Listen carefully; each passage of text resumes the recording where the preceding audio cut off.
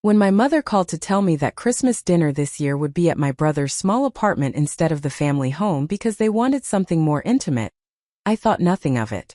2 weeks later, I saw the photos on social media. 43 people had attended Christmas at my parents' house, including extended family I hadn't seen in years, my brother's entire friend group, and even neighbors from down the street. Everyone had been invited.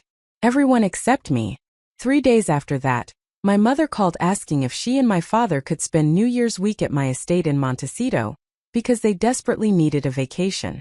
I told her no, and that single word changed everything. Before we jump back in, tell us where you're tuning in from. And if this story touches you, make sure you're subscribed, because tomorrow, I've saved something extra special for you. My name is Catherine Marie Westbrook, though everyone calls me Catherine.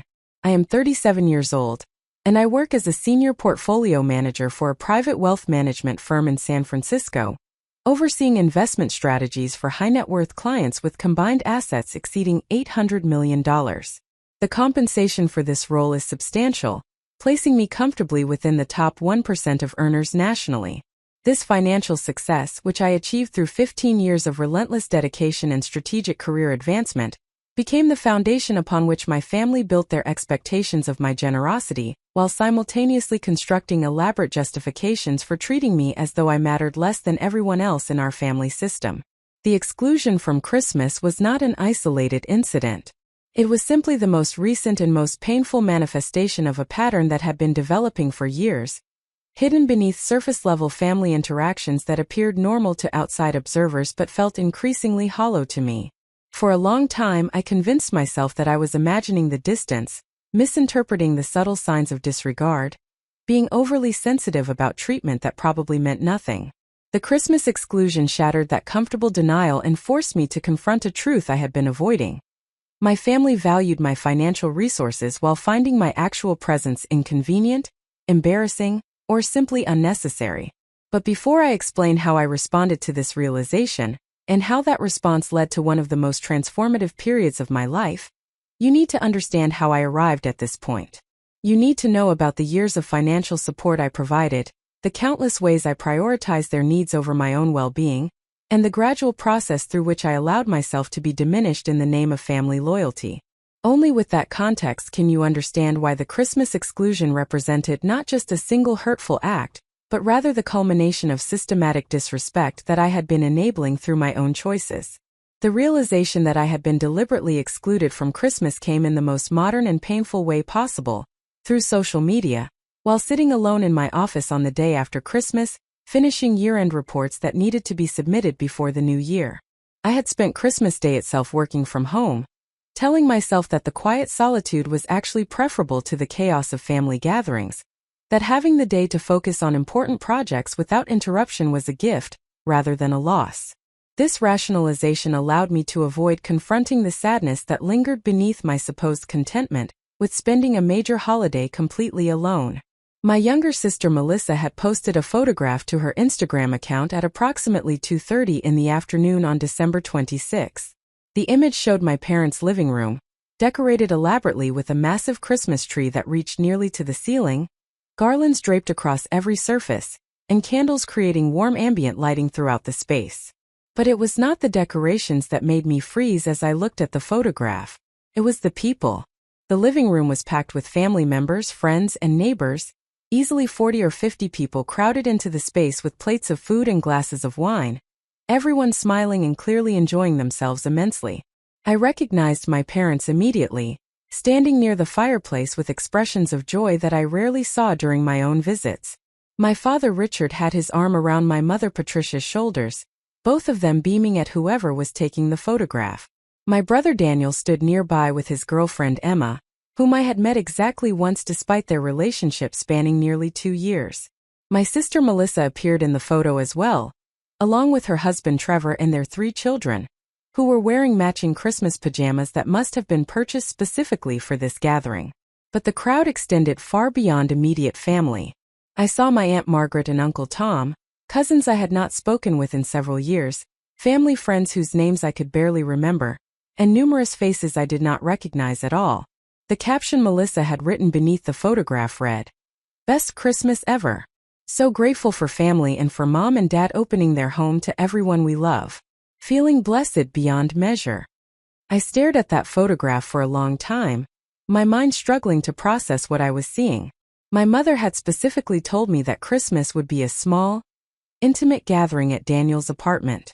She had explained that they wanted to keep things simple this year, that the holidays had become too stressful and overwhelming in recent years, that they were scaling back to just immediate family. I had accepted this explanation without question, even feeling some relief that I would not need to navigate the complicated dynamics of large family gatherings where I often felt like an outsider despite being surrounded by relatives. But this photograph revealed that explanation to have been a complete fabrication. Christmas had not been small or intimate or simple. It had been exactly the kind of large, elaborate celebration my parents had hosted throughout my childhood. The kind of gathering where my mother spent weeks preparing food and decorating every room, where my father held court telling stories to whoever would listen, where extended family traveled from other cities to attend. The only thing different about this Christmas was that I had not been invited to participate in it. I scrolled through Melissa's other recent posts, my hands shaking slightly as I tried to understand the full scope of what had happened. She had posted multiple photographs from Christmas Day, documenting different moments throughout the celebration. One showed the elaborate dining room table laden with food. Another captured children opening presents beneath the tree. A third featured my mother and aunt laughing together in the kitchen. Each image provided additional evidence of the extensive planning and preparation that had gone into this event, directly contradicting the narrative I had been given about a small, simple gathering. My brother Daniel had also posted photographs from Christmas, though his social media presence was typically minimal, compared to Melissa's constant documentation of family life. His photographs showed different angles of the same gathering, including one that captured the front of my parents' house with cars lining both sides of the street for an entire block. The scale of the event was unmistakable. This had been a major family celebration, the kind of gathering that required weeks of planning and coordination, the kind of event where guest lists were carefully constructed and invitations were deliberately sent or withheld. I checked the social media accounts of other family members, driven by a need to understand the complete picture, even as each new discovery intensified the pain I was feeling. My cousin Jennifer had posted photographs from Christmas afternoon. My Aunt Margaret had shared a video of the grandchildren performing a choreographed Christmas song, clearly something they had rehearsed in advance of the gathering. Even neighbors and family friends had posted images from the celebration, tagging my parents and thanking them for their hospitality and generosity. The evidence was overwhelming and undeniable. Christmas had been a massive celebration attended by dozens of people, many of whom lived far enough away that their attendance required significant travel planning. This had not been a spontaneous gathering or a last-minute change of plans. This had been carefully orchestrated, with my parents at the center of the planning and execution, and I had been deliberately excluded from all of it. I sat in my office as the winter afternoon faded into evening, trying to understand how this could have happened. My relationship with my family had never been particularly close or warm, but it had also never been overtly hostile. We maintained regular contact, spoke on the phone every few weeks, exchanged birthday cards and holiday gifts. I had never imagined that the distance I sometimes felt might actually reflect a deliberate choice on their part to exclude me from the family circle, rather than simply being the natural result of geographical separation and different life circumstances. The rational part of my mind searched for alternative explanations that would make this exclusion less intentional and therefore less painful. Perhaps my mother had genuinely planned a small gathering initially, and then the event had grown organically beyond her control. Perhaps the invitation to me had been lost in the mail or caught in a spam filter. Perhaps there had been some miscommunication where my parents thought I had been told about the real Christmas plans while whoever was supposed to inform me had assumed someone else would handle it. But even as I constructed these charitable interpretations, I knew they did not hold up to scrutiny. My mother had not merely failed to invite me. She had actively lied to me, telling me a fabricated story about Christmas being held at Daniel's apartment, creating a false narrative that would explain why I was not receiving an invitation while simultaneously ensuring that I would not show up unexpectedly at my parents' house on Christmas Day and discover the truth. This was not miscommunication or oversight. This was deliberate deception executed with enough sophistication to prevent me from discovering the exclusion until after the fact. I needed to hear the explanation directly, even though part of me dreaded the conversation I was about to have. I picked up my phone and called my mother's cell phone, my heart pounding as I listened to the ringtone repeat 3 times before she answered. Her voice sounded cheerful and relaxed when she picked up, the tone of someone who had recently enjoyed a wonderful holiday and was still basking in the afterglow of successful hosting. I kept my own voice carefully neutral as I spoke, not wanting to reveal the full extent of my knowledge immediately. I asked how her Christmas had been, whether the small gathering at Daniel's apartment had been pleasant, whether she had enjoyed the change from their usual holiday traditions. My mother responded with what can only be described as a performance, telling me that Christmas had been lovely and quiet, that it had been nice to have a more intimate celebration for a change, that she and my father had spent a relaxing day with just Daniel and Emma and had enjoyed the simplicity of it all. Preparing and narrating this story took us a lot of time, so if you are enjoying it, subscribe to our channel, it means a lot to us. Now back to the story. I listened to her lies, each word compounding the betrayal, before I finally interrupted to tell her that I had seen the photographs on social media.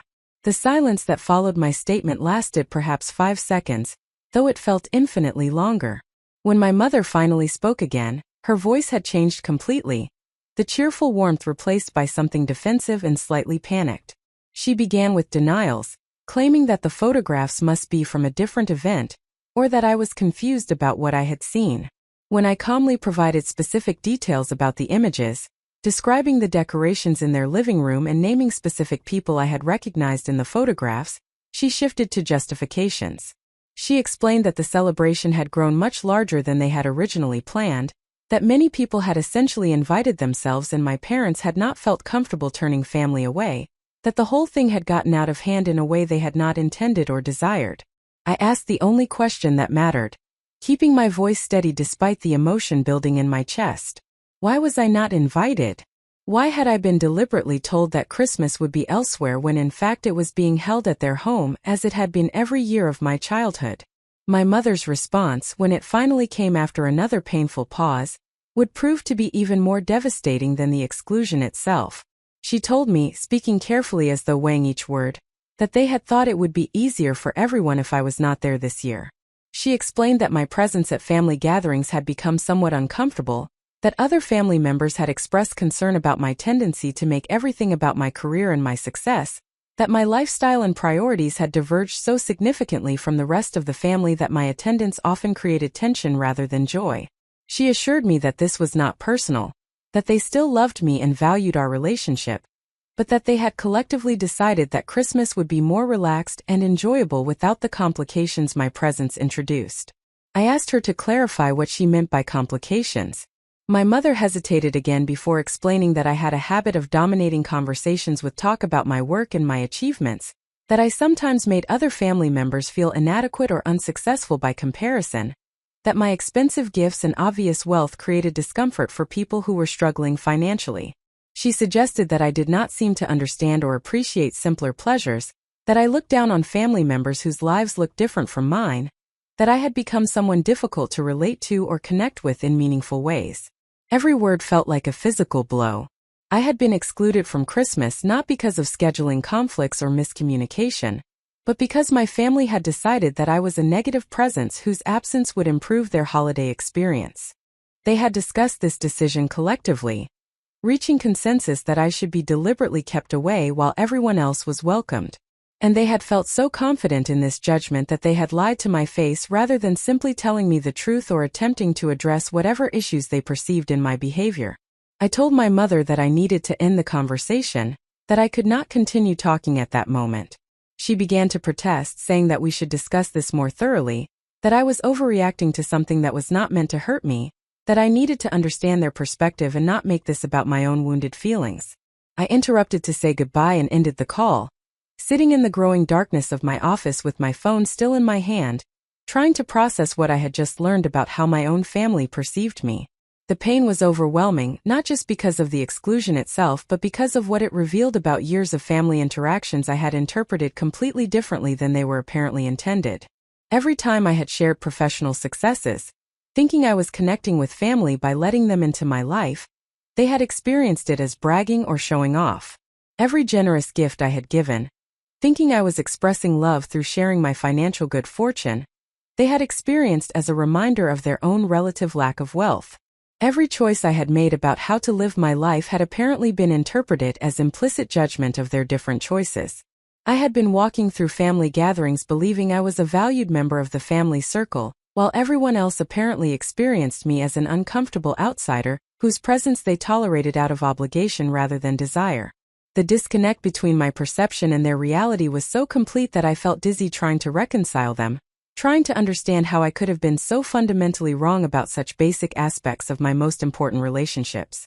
The evening had fully arrived by the time I left my office, driving through San Francisco streets decorated with holiday lights that now seemed to mock my isolation, rather than celebrate the season. I returned to my apartment in Pacific Heights, a beautiful 3-bedroom space with views of the bay that I had purchased 2 years earlier and decorated carefully to reflect my personal aesthetic. The apartment was silent and empty, exactly as I had left it that morning, exactly as it had been on Christmas Day when I had convinced myself that solitude was a choice rather than an abandonment.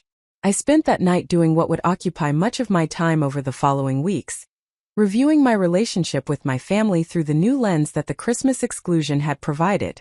I thought about holidays and gatherings, phone conversations and visits, gifts given and received, support offered and accepted. I examined each memory for evidence of the dynamic my mother had described, searching for moments when I had dominated conversations or made others feel inadequate, looking for signs of the discomfort my presence apparently created. What I found was more complicated than simple confirmation or refutation of my family's characterization. Yes, I sometimes spoke about my work, but I also asked questions about others' lives and listened to their stories. Yes, I gave generous gifts, but I also received much smaller gifts in return without ever expressing disappointment or making comparisons. Yes, my lifestyle looked different from most of my family members, but I had never consciously judged their choices or suggested my path was superior. I could not find evidence that I was the problem my mother had described, but I also could not simply dismiss their collective perception as entirely baseless. The confusion and self-doubt were almost worse than the pain of exclusion itself. If my family's characterization was accurate, then I had been oblivious to my own negative impact on people I cared about, failing to recognize how my behavior affected others and continuing patterns that caused discomfort despite presumably obvious signals that I was somehow missing. If their characterization was inaccurate, then I had been systematically scapegoated for family dynamics that had nothing to do with my actual behavior, blamed for creating problems that would have existed regardless of my presence or absence. I could not determine which interpretation was correct, or whether the truth lay somewhere in the complex middle ground between the two extremes. What I could determine, with absolute clarity that emerged through that long night of examination, was that my relationship with my family was fundamentally broken in ways that I had not previously understood. Whether that brokenness originated from my failures or theirs, whether it could be repaired or was permanent, I could not yet say. But I could no longer deny its existence or continue pretending that surface-level pleasantries constituted meaningful family bonds. The next morning, 2 days after Christmas, my mother called my phone 3 times before I answered.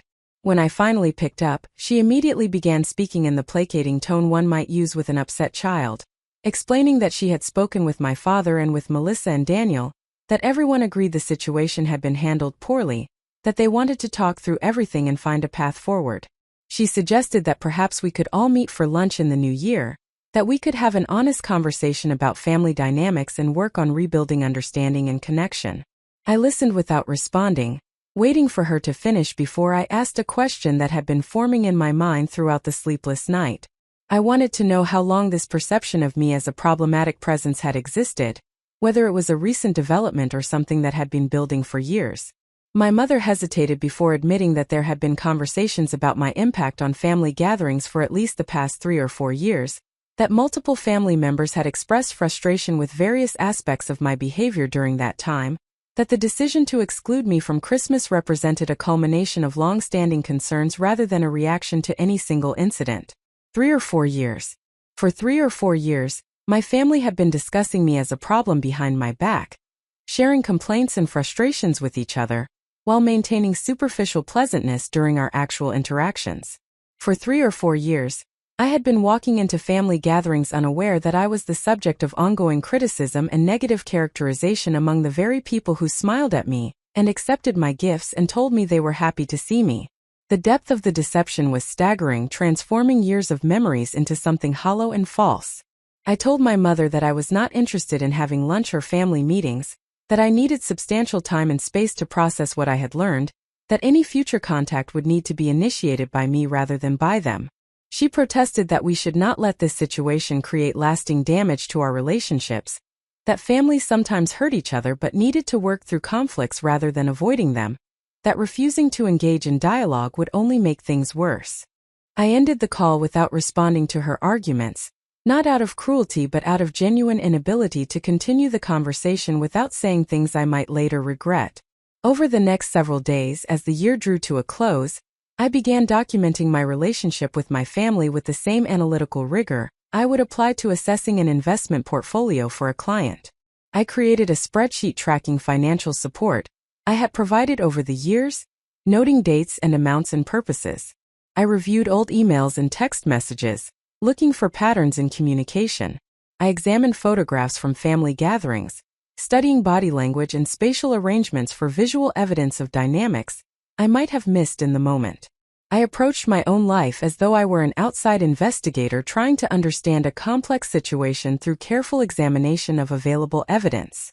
What emerged from this analysis would prove to be both clarifying and devastating, revealing patterns of exploitation and disregard that extended far beyond a single Christmas exclusion and touched nearly every aspect of my relationship with my family over more than a decade. To comprehend the complete magnitude of what the Christmas exclusion represented, I needed to trace the evolution of my relationship with my family from its origins through to the present moment of crisis. The exclusion was not an isolated incident that emerged without warning or context. It was the inevitable culmination of patterns that had been developing for more than a decade, patterns I had been too close to recognize clearly, until the shock of deliberate rejection forced me to examine everything with new eyes. My family background was solidly middle class, neither wealthy nor struggling, but always conscious of money and the careful budgeting required to maintain our standard of living. My father Richard worked as a regional sales manager for an industrial equipment company, a position that provided steady income but limited upward mobility. My mother Patricia had been an elementary school teacher before my younger siblings were born, then became a full-time parent, and eventually returned to teaching part-time when Daniel entered high school. Together they earned enough to own a modest home in Walnut Creek, California, to take occasional vacations, and to provide their 3 children with comfortable childhoods that included music lessons, youth sports, and college savings accounts that would cover a portion but not all of anticipated education expenses. Daniel arrived 2 years after me, followed by Melissa 4 years after that. The age gaps meant that we were never particularly close as children, occupying different developmental stages and having different friend groups and interests. Daniel was the easy child, athletically talented and socially comfortable, popular at school and uncomplicated at home. Melissa was the baby, indulged and adored, developing the kind of charm and social intelligence that made adults find her delightful, even when she was manipulating situations to her advantage. I was the serious one, bookish and driven, more interested in achieving academic excellence than in cultivating social connections. My parents responded to these different temperaments in ways that seemed natural at the time, but that I now recognized as establishing problematic patterns that would persist into adulthood. Daniel's athletic achievements were celebrated elaborately, with my parents attending every game and hosting team dinners, and displaying his trophies prominently throughout the house. Melissa's social successes were equally lauded, with my mother beaming over compliments from teachers about how delightful her daughter was, and my father joking proudly about how his little girl could charm anyone. My academic achievements were acknowledged but not celebrated with the same enthusiasm, treated as expected rather than exceptional, as though excelling in school was simply what serious children did and therefore did not warrant particular recognition or praise. I told myself this differential treatment did not bother me, that I was motivated by internal drive rather than external validation, that I did not need my parents' enthusiasm to know my accomplishments were valuable. This rationalization allowed me to avoid confronting the painful reality that I was receiving less attention and celebration than my siblings despite working harder and achieving more objectively impressive results. The pattern taught me that my value lay in what I could accomplish rather than in who I was, that love and approval needed to be earned through performance rather than given freely, and that my role in the family system was to be capable and self-sufficient, rather than to receive the kind of emotional support and celebration that flowed naturally to my siblings. When the time came for college, the financial realities of my family's circumstances became starkly apparent. My parents had saved approximately $15,000 for my education, a sum that represented genuine sacrifice on their part, but that would barely cover a single year at any of the universities I hoped to attend. I applied for every scholarship I could find, wrote countless essays, and ultimately cobbled together a financial package that would allow me to attend UC Berkeley for my undergraduate degree. The package included scholarships, grants, federal loans, and part-time work, requiring me to maintain a high grade point average while working 20 hours per week throughout my college years to cover expenses that financial aid did not address. My parents expressed pride in my scholarship achievements and relief that I had found a way to make college financially feasible, without requiring substantial contributions from them. What they did not express was any sense that the burden I was carrying was unusually heavy for an 18-year-old, or that they might have made different financial choices over the years that would have allowed them to provide more support for my education. When I came home during breaks, exhausted from juggling academic demands and work responsibilities, my mother would comment that I seemed stressed and suggest that perhaps I was taking on too much, that maybe I should consider a less demanding course load or accept that I might need an extra year to complete my degree. The possibility that she might offer to help alleviate the financial pressure that created my need to work so many hours apparently never occurred to her, or if it did, was dismissed as unrealistic given their circumstances. 2 years after I started college, Daniel graduated from high school with considerably less impressive academic credentials than I had possessed, but with athletic achievements that attracted attention from several universities with strong baseball programs. My parents were ecstatic when he received a partial athletic scholarship to a well-regarded state school, treating this outcome as though it represented extraordinary success despite the fact that his scholarship covered less of his total expenses than my academic scholarships had covered of mine.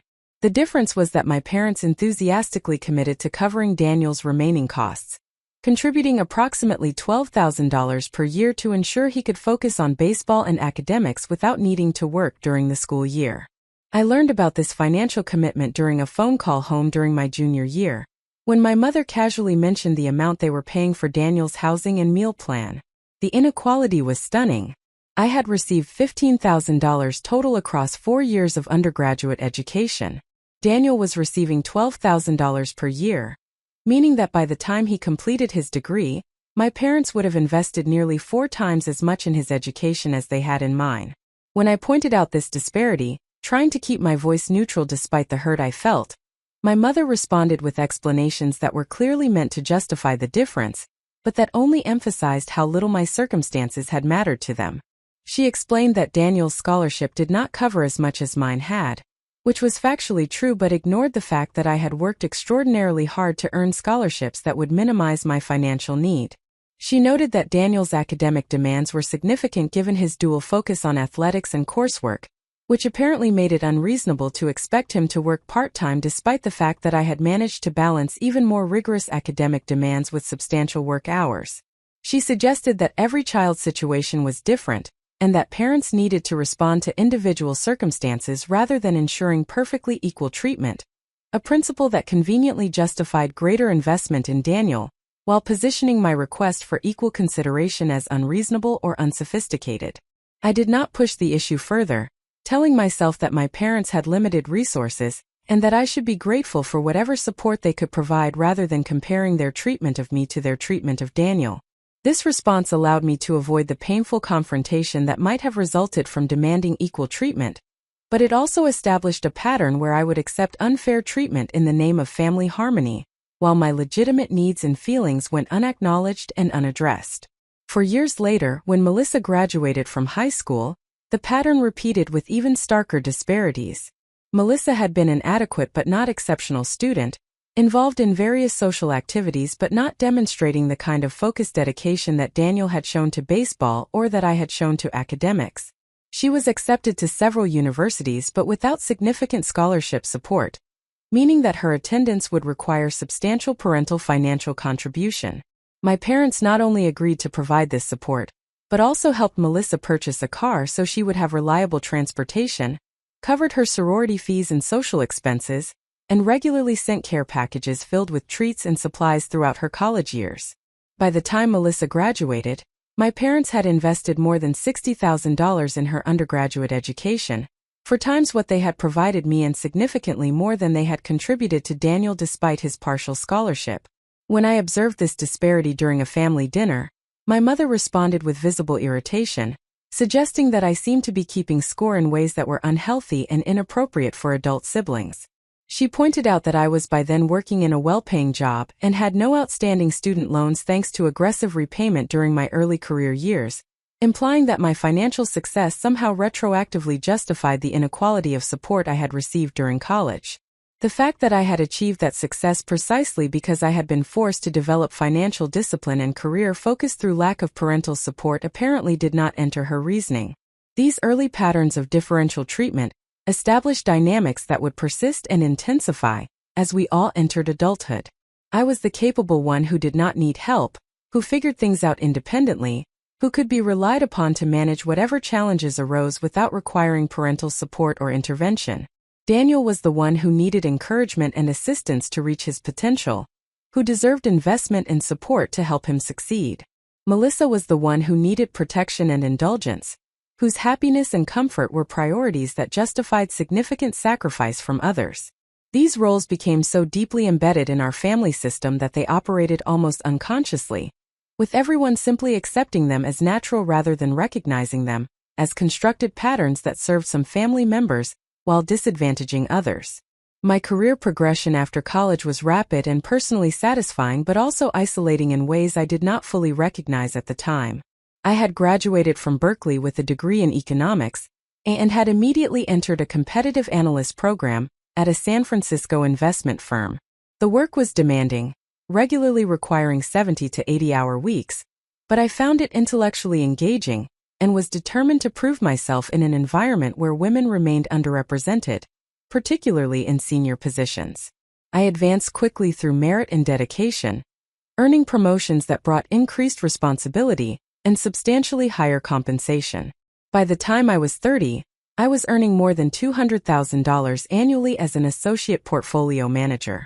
By 33, I had been promoted to senior portfolio manager with compensation exceeding $400,000 when bonuses were included. By 35, my total compensation had reached the high 6 figures, placing me in an income bracket that neither of my parents had ever approached and that represented a completely different economic reality than the middle-class circumstances of my childhood. This financial success should have been a source of pride for my parents, evidence that their daughter had built something extraordinary through her own capabilities and dedication. Instead, it seemed to create discomfort and resentment that manifested in subtle but persistent ways. My mother would make comments about how money did not buy happiness, usually in response to me sharing some professional achievement or describing a vacation I had taken. My father would joke about how I had become too fancy for the family, delivering these remarks with a smile that was supposed to signal affection, but that carried an edge of genuine criticism.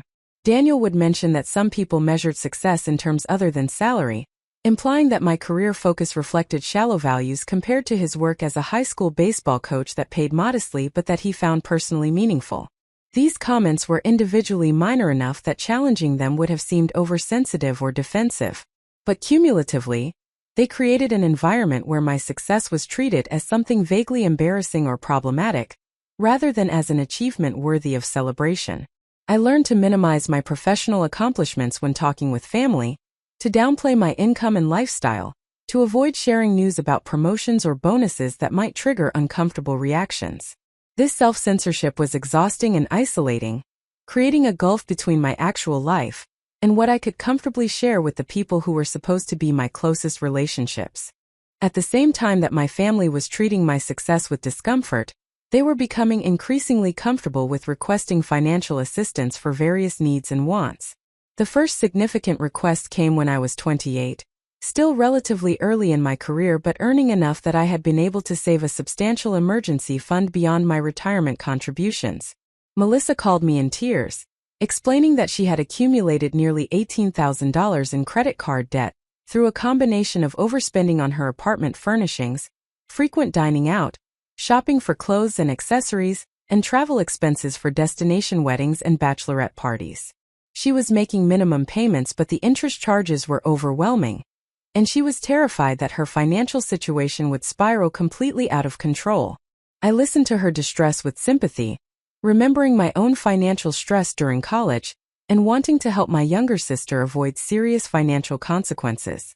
I asked about her budget and whether she had developed a plan for changing her spending patterns, trying to understand whether this was a temporary crisis or a symptom of ongoing financial mismanagement. Melissa assured me that she had learned her lesson, that she was committed to being more responsible going forward, that she just needed help getting out from under the current debt, so she could start fresh with better habits. I transferred $18,000 to Melissa's account the next day, telling myself that helping family members in genuine need was both morally right and emotionally satisfying. I did not establish any formal repayment plan or even explicit expectations about when or whether Melissa would pay me back, operating under the assumption that family assistance was given freely rather than as a loan requiring documentation and enforcement. Melissa was effusively grateful, calling to thank me repeatedly and promising that she would never forget my generosity and would absolutely pay me back as soon as she was able. 6 months later, Melissa posted photographs on social media from a luxury vacation to Hawaii with her friends, staying at a resort that clearly cost several $1,000s for the week.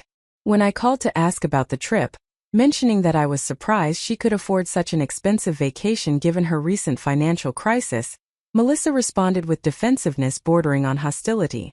She informed me that the trip had been planned for more than a year, that all her friends were going and she could not be the only one who did not attend, that she had saved carefully for months to afford it, and that she could not believe I was monitoring her spending and judging her choices after she had worked so hard to get her finances under control. The conversation revealed several important things that I should have recognized as warning signs about family dynamics. First, Melissa felt entitled to spend money on luxury experiences even while carrying debt to me, apparently not recognizing any obligation to prioritize repayment over discretionary spending. Second, she became immediately defensive and accusatory when I raised reasonable questions about her financial choices, transforming the conversation from being about her responsibilities into being about my supposed judgmentalism and controlling behavior. Third, she felt comfortable accepting substantial financial assistance from me, while simultaneously resenting any expectations or accountability that might accompany that assistance. I did not press the issue of repayment after that conversation, telling myself that the money had been a gift rather than a loan, and that I needed to release any expectations about being paid back if I wanted to maintain family harmony. This rationalization allowed me to avoid confrontation but also established a pattern where I would provide financial support without receiving respect or appreciation in return, where my generosity would be taken for granted rather than valued, and where any attempt to discuss expectations would be reframed as me being controlling or judgmental, rather than as me setting reasonable boundaries. Over the next several years, requests for financial assistance became increasingly frequent and substantial. Daniel needed help with a down payment for a house, requesting $35,000 that he assured me would be repaid within 3 years once he and his girlfriend Emma were both working full-time. I provided the money, and the repayment never materialized, with Daniel eventually suggesting that he had thought I was gifting rather than lending the funds despite my clear communication at the time that I expected repayment. My parents needed extensive home repairs after discovering significant foundation issues, requesting $50,000 to address problems that could not be deferred without risking serious structural damage. I provided that money as well, telling myself that helping my parents maintain their home was a reasonable use of my financial resources. Melissa requested money multiple times over the years for various purposes, including credit card debt that had accumulated again despite her promises of financial discipline, medical expenses not covered by insurance, costs associated with her wedding that exceeded her budget, and eventually support during the early years of her marriage when she and her husband Trevor were both working but struggling to cover their expenses while maintaining the lifestyle they desired. Each request was accompanied by expressions of gratitude and promises of repayment, but the repayment never occurred, and my family seemed to gradually shift from viewing my financial support as exceptional generosity to viewing it as simply what I did because I had money and they did not. I kept detailed records of these financial transfers, Not because I was planning to demand repayment, but because my professional training made me instinctively document significant financial transactions. Those records, which I reviewed during the days following the Christmas exclusion, painted a stark picture of how substantial my financial support had been over the years. I had provided more than $240,000 to various family members over a period of approximately 9 years, averaging nearly $27,000 per year in financial support beyond regular birthday and holiday gifts. This level of support represented a significant portion of my income even at my current compensation level, and it had required genuine sacrifice in terms of my own financial goals and security. The money I had given to family members could have been invested for retirement, used to purchase a larger home or investment property, or deployed in countless other ways that would have benefited my own long-term financial position. Instead, I had consistently prioritized my family's needs and wants over my own financial optimization, operating under the belief that this was what family members did for each other, and that my willingness to help would be recognized and valued even if the money itself was never repaid. But the Christmas exclusion had revealed that my financial generosity had not earned me appreciation or inclusion or even basic consideration.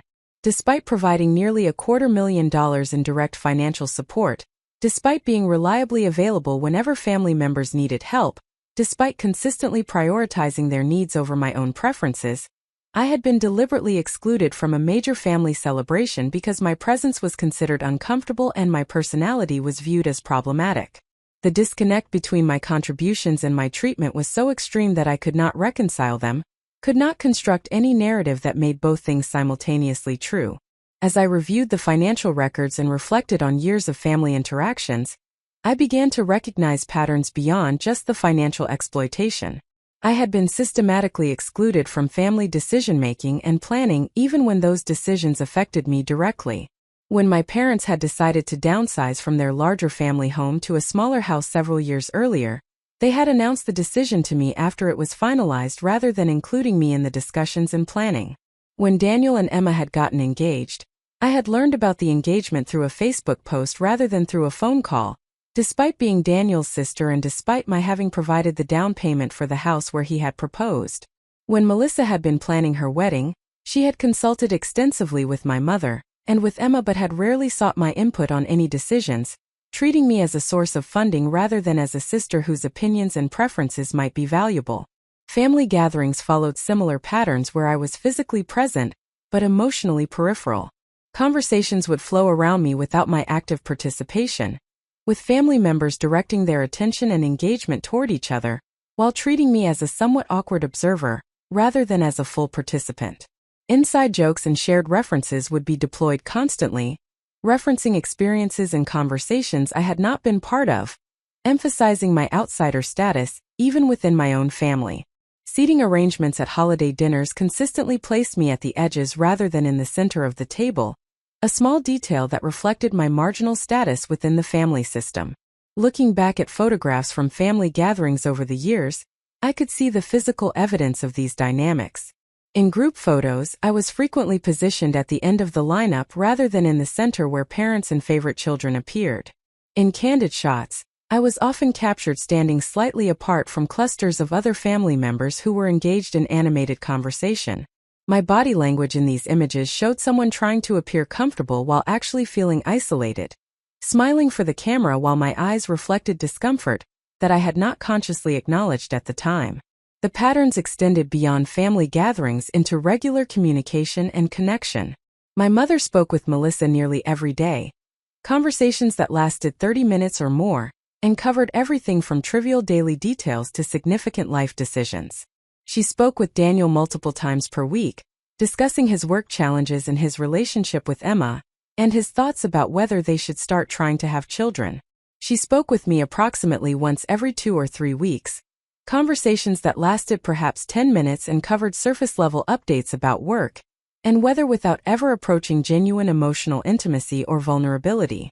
When I had tried to increase the frequency and depth of communication with my mother, calling more often and asking more personal questions, and sharing more vulnerable aspects of my own experience, she had responded with what I now recognized as polite resistance. She would keep the conversations brief, claiming she needed to start dinner or run an errand or return another call. She would deflect personal questions with generic responses that provided no real insight into her thoughts or feelings.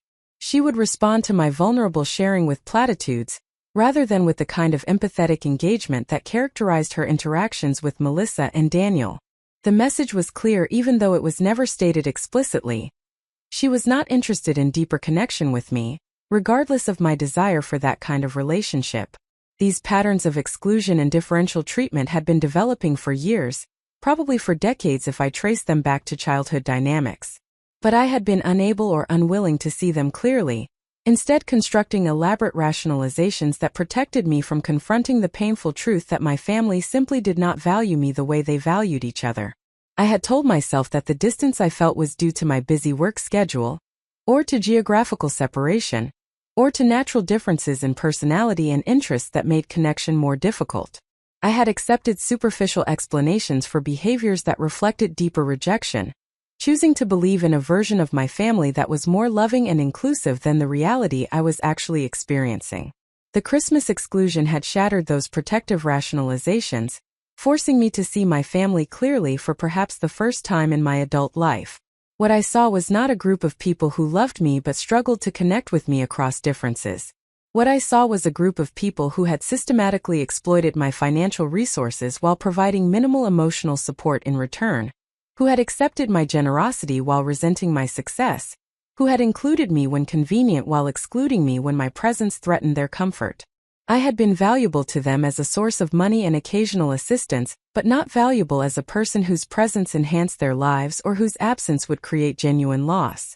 This recognition was devastating but also clarifying. For years, I had been trying to earn love and acceptance through greater generosity, more accommodation of their needs, more minimization of my own accomplishments and preferences that might create discomfort. I had operated under the unconscious belief that if I could just be helpful enough, understanding enough, undemanding enough, my family would eventually see my value and include me fully in their circle. The Christmas exclusion proved definitively that this strategy had failed, that no amount of generosity or accommodation would transform me into someone they genuinely wanted present in their lives. The foundation I had been building on, the assumption that my family loved me and wanted connection with me despite occasional awkwardness or distance, had been false. Everything I had constructed on that foundation was therefore unstable, requiring fundamental reassessment and reconstruction based on accurate understanding of my actual circumstances rather than wishful thinking about the family I wanted to have rather than the family I actually possessed. The week between Christmas and New Year has always possessed a strange, suspended quality, existing in the liminal space between major holidays where normal routines dissolve and time seems to move differently than during ordinary periods. This particular week took on an even more surreal character as I retreated into my apartment and began the methodical work of documenting and analyzing every aspect of my relationship with my family. The process was simultaneously therapeutic and agonizing, providing clarity while also confirming painful truths I had been avoiding for years. I approached this analysis with the same systematic rigor I would apply to evaluating a complex investment opportunity for a client. I created multiple spreadsheets tracking different dimensions of family relationships over time. One spreadsheet documented every financial transaction I could recall or verify through bank records, noting the date, amount, stated purpose, and whether any repayment had occurred or been discussed. Another tracked communication patterns, logging the frequency and duration of phone calls, text message exchanges, and in-person visits with each family member over the past several years based on my phone records and calendar entries. A third examined major family events and gatherings, noting who had been invited, who had attended, and what role I had played or been expected to play in each occasion. The financial spreadsheet was particularly revealing once all the data was compiled in a single view. Beyond the major amounts I had already been conscious of providing, there were dozens of smaller transactions I had almost forgotten about. $500 here for car repairs that Daniel could not afford. $300 there for Christmas gifts Melissa wanted to give, but could not purchase within her budget. $1,000 to help my parents replace a broken appliance. $200 for Trevor's birthday gift from Melissa when she was between jobs. Individually, these amounts had seemed trivial, barely worth tracking or remembering. Collectively, they added another $23,000 to my total family financial support, beyond the major amounts already documented. The grand total, meticulously calculated and verified against 9 years of bank statements, was $267,000. I had provided more than $250,000 in direct financial support to family members over less than a decade. This figure did not include the value of gifts given at birthdays and holidays, did not account for meals and entertainment I had paid for during family gatherings, did not capture the opportunity cost of investment returns I had foregone by directing this capital toward family support, rather than toward my own portfolio.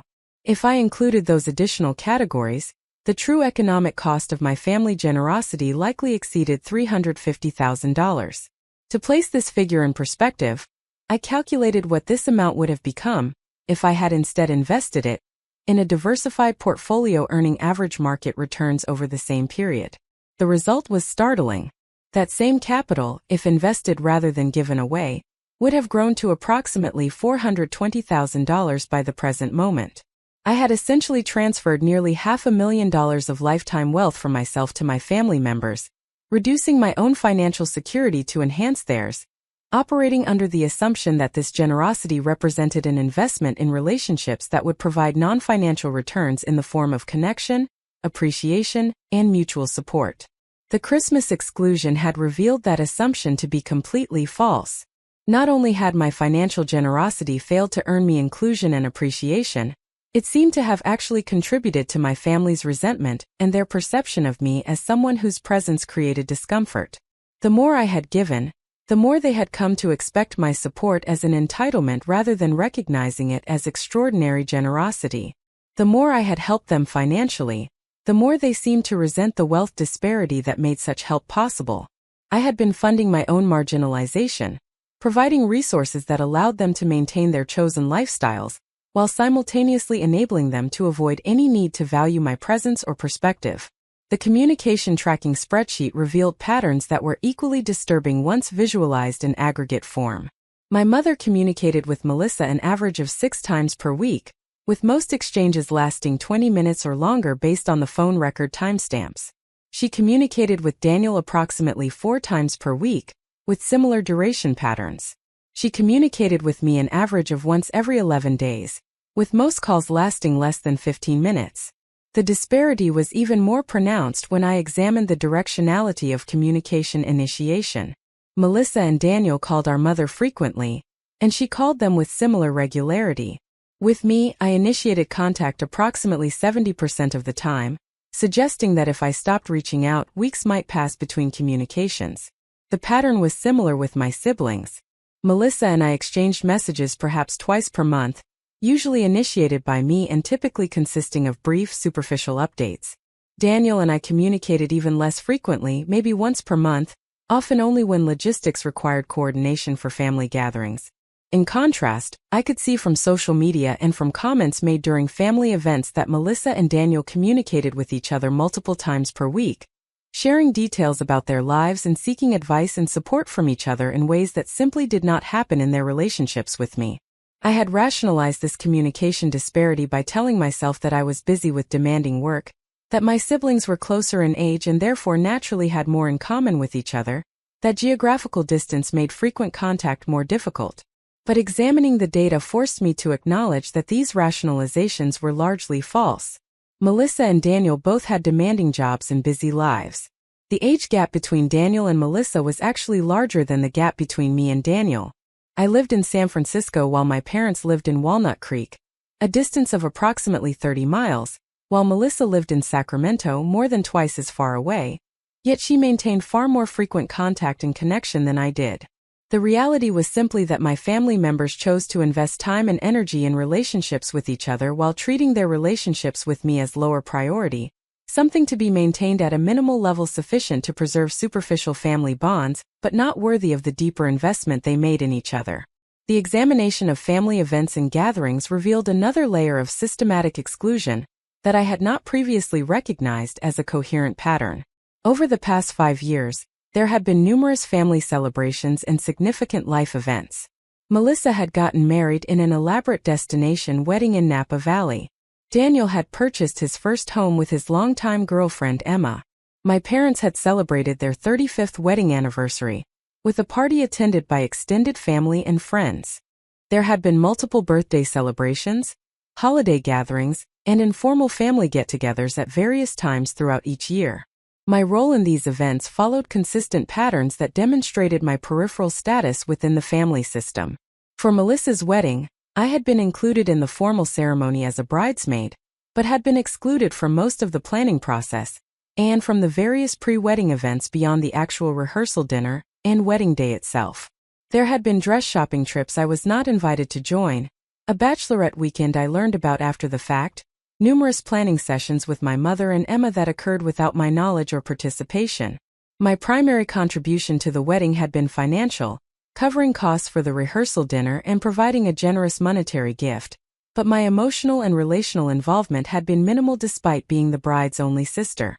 For Daniel's home purchase, I had provided the down payment funding that made the purchase possible, as the house he and Emma wanted was outside their budget without substantial assistance. But I had not been invited to view properties with them during their search, had not been consulted about neighborhoods or features they should prioritize, had not been included in the celebration when their offer was accepted. I learned about most of these developments through my mother's updates, rather than through direct communication from Daniel. When they finally invited me to see the house after closing, it was in the context of a larger housewarming party attended by dozens of their friends and Emma's family, rather than an intimate family moment acknowledging my role in making the purchase possible. My parents' anniversary party had been organized primarily by Melissa with support from Daniel, with both of them investing substantial time in planning and coordination. I had been informed about the party relatively late in the planning process, and had been given tasks to handle that were functional rather than creative or central to the event's success. I had arranged for the cake, managed some of the payment logistics, and helped with setup on the day of the party, but I had not been involved in deciding the guest list, choosing the venue, determining the theme or format, or any of the other decisions that shaped what the celebration would be and mean. My role had been that of an assistant executing others' vision rather than a daughter collaborating with siblings to honor our parents. The pattern extended to more informal gatherings as well. There were frequent mentions in family group texts of casual get-togethers that had occurred, dinners or afternoon visits or holiday decorating sessions, that I had not been invited to attend. Sometimes these exclusions were explained as being due to the spontaneous nature of the gathering, though the group text evidence showed substantial advance planning and coordination. Other times no explanation was offered at all, as though my exclusion was so natural and expected that it required no justification or acknowledgement. What emerged from this comprehensive analysis was an undeniable picture of systematic marginalization, executed with such consistency that it could not be attributed to accident or oversight.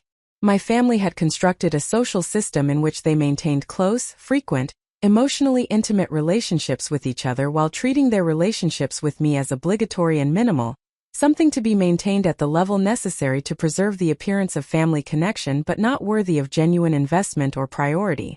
They had simultaneously constructed a financial system in which they felt comfortable making frequent requests for substantial support from me, while providing essentially nothing in return beyond perfunctory expressions of gratitude that seemed to diminish in frequency and sincerity over time. The systematic nature of these patterns suggested that they were not happening unconsciously or accidentally. My family had made choices both individually and collectively about how to treat me and what role I would occupy within the family structure. These choices had been deliberate even if they were not always explicitly articulated or formally coordinated. The Christmas exclusion was simply the most visible manifestation of dynamics that had been operating for years, the moment when the underlying patterns became impossible to ignore or rationalize away. As I worked through this analysis during the final days of the year, I found myself cycling through complex emotional states that sometimes shifted within minutes. Anger would surge through me as I confronted evidence of exploitation and disregard, making me want to immediately cut all contact and ensure that my family could never use or hurt me again. This anger felt righteous and energizing, providing clarity about the wrongness of how I had been treated and generating determination to protect myself from further harm. But the anger would give way to profound sadness as I mourned the loss of relationships I had believed were more loving and genuine than they actually were. This grief felt almost unbearable at times, a physical ache in my chest that made it difficult to breathe, as I recognized that the family I had been trying to maintain connection with did not actually exist except in my own hopeful imagination. The real family I belonged to was far less loving and accepting than I had wanted to believe, and no amount of effort or generosity on my part could transform them into the family I needed and deserved. The sadness would then shift into shame and self-recrimination, as I turned my analytical lens on my own behavior and choices. How had I allowed this dynamic to persist for so many years? Why had I continued providing financial support and seeking connection even as evidence accumulated that my generosity was not valued and my presence was not desired? What weakness or blindness in my own character had made me such an easy target for exploitation? These questions generated harsh self-judgment that was perhaps more painful than the external betrayal itself, as I struggled to reconcile my professional competence and success with my apparent total failure to recognize and respond appropriately to problematic family dynamics. But gradually, as I continued working through the evidence and emotions, a different understanding began to emerge. My failure to recognize the patterns earlier was not evidence of stupidity or fundamental character flaws. It was the predictable result of being embedded in a family system from birth, of having learned early and deep lessons about my role and value that shaped my perceptions and responses in ways that operated largely beneath conscious awareness. The patterns had developed slowly over decades, with each increment small enough to seem explainable and tolerable in isolation, making it nearly impossible to see the cumulative trajectory while living within it. Moreover, my responses to the family dynamics had been shaped by values that were fundamentally positive, even if they had been exploited and weaponized against me. I had prioritized family loyalty, had chosen to interpret ambiguous situations charitably, had been willing to give generously to people I loved without demanding perfect reciprocity. These were not character flaws. These were expressions of how I believed relationships should work, of the kind of person I wanted to be in the world. The fact that my family had taken advantage of these qualities did not make the qualities themselves wrong or shameful. This realization began to shift my emotional state from shame towards something more like clear-eyed acceptance. I had been exploited and marginalized, but I had not caused or deserved that treatment. The responsibility for the dysfunctional family dynamics lay primarily with my parents, who had established patterns of differential treatment in childhood that persisted and intensified over time, and with my siblings who had accepted the benefits of those patterns without questioning the fairness or impact on me. I bore responsibility only for having tolerated mistreatment longer than I should have, for having failed to set and enforce boundaries that would have protected my well-being, for having continued to invest in relationships that were not providing reasonable returns on that investment. Understanding my own role with this more balanced and compassionate perspective freed me to think clearly about what I needed to do going forward. I could not change the past or erase years of exploitation and marginalization. I could not force my family to suddenly value and appreciate me in ways they had never shown capacity for. I could not recover the hundreds of thousands of dollars I had transferred to them, or reclaim the emotional energy I had invested in relationships that would apparently never provide the connection and belonging I sought. But I could make different choices going forward. I could set boundaries that protected my resources and well-being. I could stop participating in a family system that was fundamentally unhealthy and that diminished rather than enhanced my life. 3 days before New Year's Eve, I received a phone call from my father, his first direct communication with me since the Christmas exclusion had been revealed. His tone was jovial and casual, as though nothing unusual had occurred, as though we were simply having one of our periodic catch-up conversations. He asked about my work, commented on the weather in San Francisco, mentioned that he and my mother had been thinking about me. Then he transitioned to the apparent purpose of the call, explaining that he and my mother were feeling stressed and exhausted after the holidays, and were thinking it would be wonderful to spend New Year's week relaxing somewhere beautiful and peaceful. They had been remembering how much they enjoyed visiting my house in Montecito, the estate I had purchased 2 years earlier as both an investment property and a personal retreat space.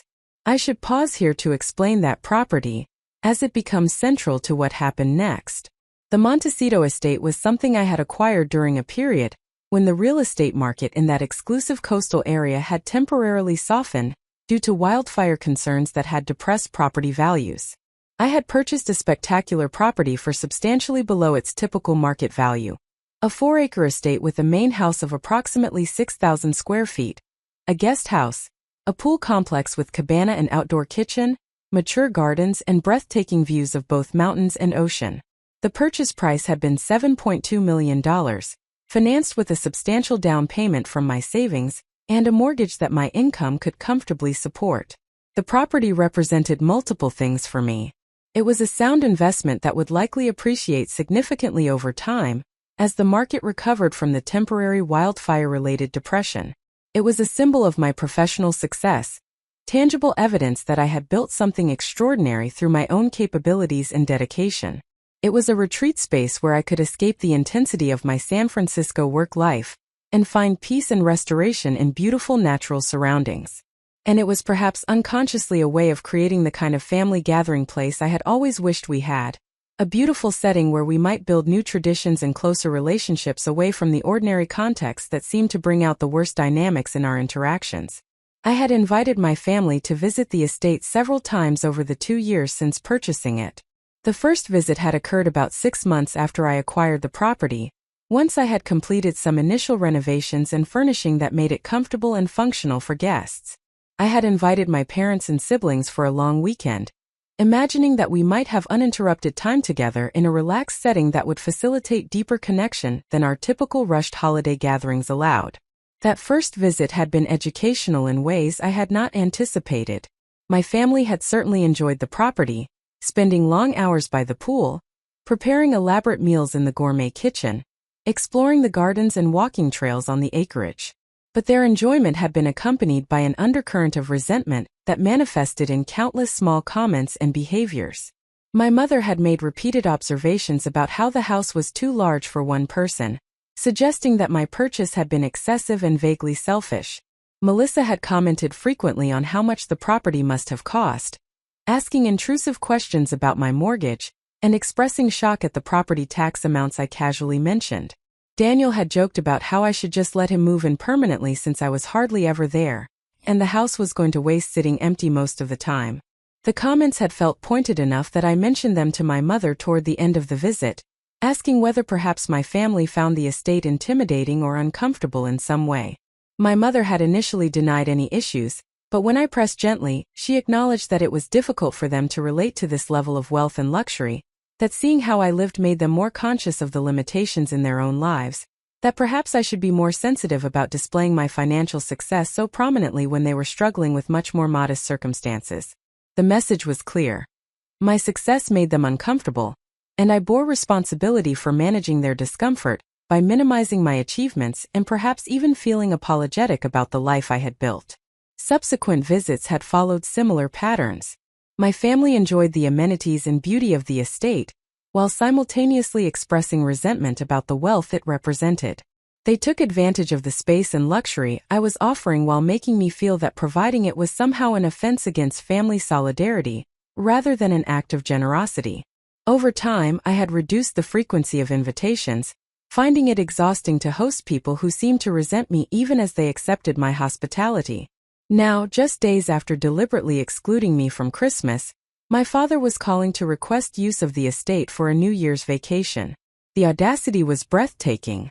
They had made clear through their actions that they did not want me present at family celebrations. But they had no hesitation about requesting access to my property for their own enjoyment and relaxation.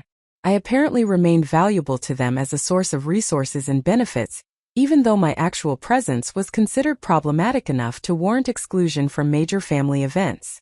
I let my father finish his request, listening as he described how stressed he and my mother were feeling, how much they needed time away to rest and reconnect, how perfect the Montecito house would be for this purpose. He mentioned that Melissa and Trevor and their children might join them for part of the week if that would be acceptable, as everyone could use some sunshine and relaxation after the busy holiday season. He carefully avoided any reference to Christmas or to the fact that we had not spoken since I learned about the exclusion, acting as though our relationship was perfectly normal, and my providing them with a luxury vacation home for the week was simply an expected extension of our usual family patterns. When he finally paused, waiting for my response, I felt a clarity I had not experienced in previous family interactions. For years, I had responded to requests by trying to be accommodating and generous, by prioritizing their wants and needs over my own preferences and boundaries, by choosing harmony over honesty about my actual feelings and assessments. This pattern had created and perpetuated the dynamics that culminated in the Christmas exclusion, teaching my family that they could treat me poorly while continuing to expect and receive substantial benefits from our relationship. If I wanted different outcomes going forward, I needed to make different choices starting immediately. I told my father that the house would not be available for his use. My voice was calm and firm, conveying decision rather than negotiation. There was a moment of confused silence before he responded, clearly not having anticipated any possibility that I might decline his request. He asked whether I had other guests scheduled for that week or whether I was planning to use the house myself, apparently assuming that I must have some logistical reason for declining rather than simply choosing not to accommodate his request. I explained that my reasoning was not logistical. The house was available. I had no other plans for it during that period. But I was not willing to provide it for his use given how I had been treated by the family recently. I mentioned the Christmas exclusion specifically, noting that being deliberately kept away from a major family celebration, while everyone else was welcomed, made it clear that my presence was not valued or desired. It seemed inconsistent for my presence to be considered problematic, while my resources and property remained available for their use and enjoyment. My father's response revealed several things about how he had been understanding our family dynamics and his expectations for how I would respond to being mistreated. He immediately became defensive, his jovial tone shifting to one of irritation and complaint. He suggested that I was being petty and vindictive, punishing the entire family for a single incident that I was blowing out of proportion. He argued that the Christmas situation had been complicated, and that I was not considering the full context or their perspective on what had occurred. He implied that my refusal to provide the house revealed character flaws on my part, suggesting that truly generous people gave without strings attached, and without using their resources as leverage to manipulate others' behavior. The irony of this accusation was remarkable. I had been providing resources without strings attached for nearly a decade, never demanding repayment, never using my financial support as leverage, never withholding assistance when requested despite receiving minimal appreciation or reciprocity in return. My generosity had been extraordinary and sustained, continuing even in the face of treatment that should have prompted me to establish boundaries much earlier. Now, at the first moment when I declined a request and established a clear boundary protecting my own interests and well-being, I was being characterized as manipulative and vindictive. The accusation revealed how thoroughly my family had come to take my generosity for granted, how completely they expected my resources to remain available to them regardless of how they chose to treat me.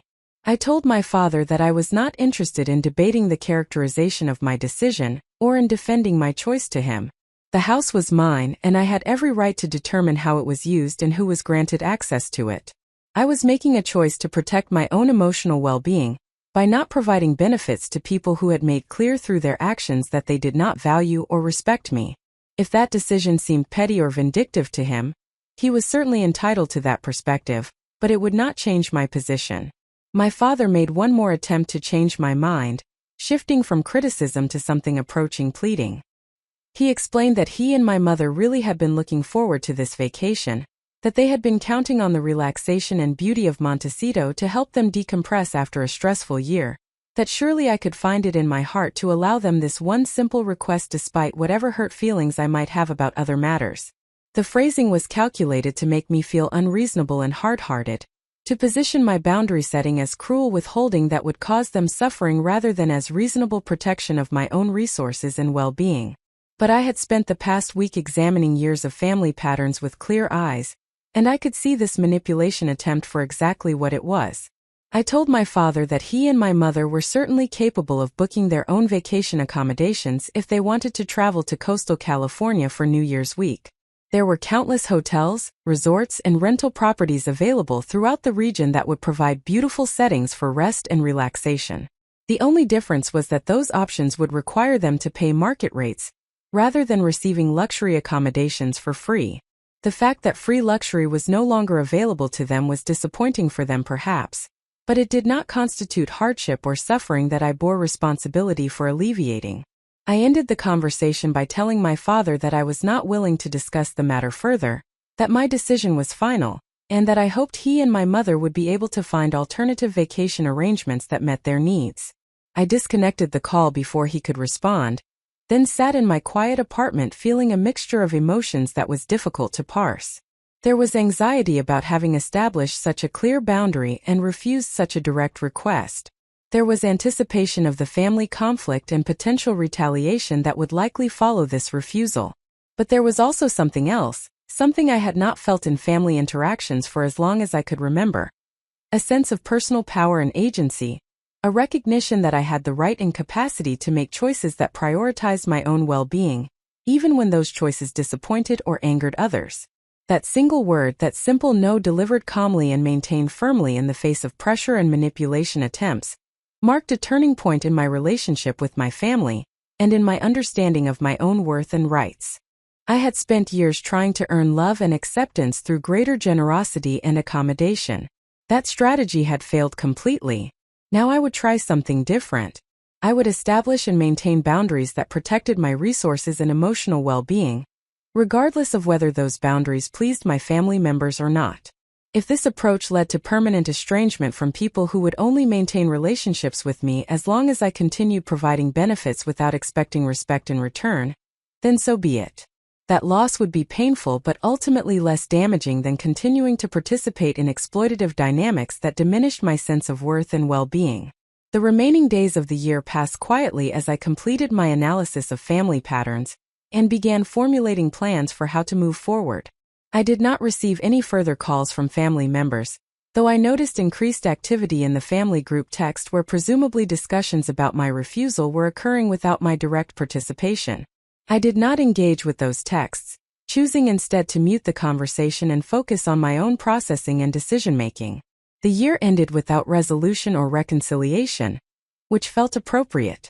This was not a conflict that would be resolved quickly or easily. This was a fundamental restructuring of relationships that would require time, distance, and probably significant pain for everyone involved before any new equilibrium could be established. The first week of January arrived with the crisp clarity that often follows the indulgent haze of holiday season, bringing with it both the symbolic opportunity for new beginnings and the practical necessity of making concrete decisions about how to proceed with my family situation. I had spent the final days of December conducting thorough analysis and documentation of family patterns that had led to the Christmas exclusion. Now I needed to translate that understanding into actionable strategy, determining what kind of relationship, if any, I wanted to maintain with family members who had demonstrated through years of behavior that they valued my resources far more than they valued my presence or well-being. The decision before me was not simple or obvious, despite how it might appear to outside observers, hearing only the most dramatic elements of what had occurred. Many people, hearing about the Christmas exclusion and the years of financial exploitation that preceded it, would likely advise immediate and complete severance of all family contact. Cut them off entirely, such advisors would say. They have shown you who they are. Believe them and walk away. Never speak to them again. Never provide another dollar of support. Let them experience the natural consequences of their choices without any buffer or assistance from you. This advice had a certain appealing clarity to it, a clean break that would prevent any possibility of further exploitation or hurt. But family relationships are rarely so simple that complete severance represents the obviously correct choice regardless of circumstances. These were people I had known my entire life, people who shared my history and my bloodline, people who had been woven into the fabric of my identity since before I possessed conscious memory or choice about such matters. My parents had raised me, had provided for my basic needs throughout childhood, had made genuine sacrifices to ensure their children had opportunities they themselves had not possessed. My siblings were not malicious people deliberately setting out to cause harm, but rather were individuals who had been shaped by the same family system that had shaped me, who had learned their own lessons about roles and expectations and entitlements that seemed natural and appropriate from their perspectives, even if those lessons had created harmful dynamics. Moreover, complete estrangement carried its own costs that needed to be weighed honestly. It would mean accepting that I would never have the close family relationships I had always hoped might eventually develop. It would mean facing major life milestones and challenges without any family support or connection, relying entirely on friendships and chosen family to provide the sense of belonging that biological families are supposed to offer. It would mean potentially missing significant family events like the eventual births of nieces and nephews, weddings of siblings, milestone anniversaries of parents, even eventual illnesses and deaths that would occur without my presence or participation. It would mean carrying the knowledge that I had been the one to make the final choice to sever connection, which might generate guilt or regret regardless of how justified that choice might be based on their behavior. The alternative to complete estrangement was some form of continued relationship, but that path also carried significant complexities and risks. Maintaining connection with people who had exploited and marginalized me would require establishing and enforcing boundaries far more robust than any I had previously attempted. It would mean fundamentally restructuring the nature of our interactions, moving from my historical pattern of accommodation and generosity towards something more protective and conditional. It would require sustained vigilance to prevent falling back into familiar patterns that felt comfortable precisely because they were familiar, even though those patterns had proven deeply harmful to my well-being.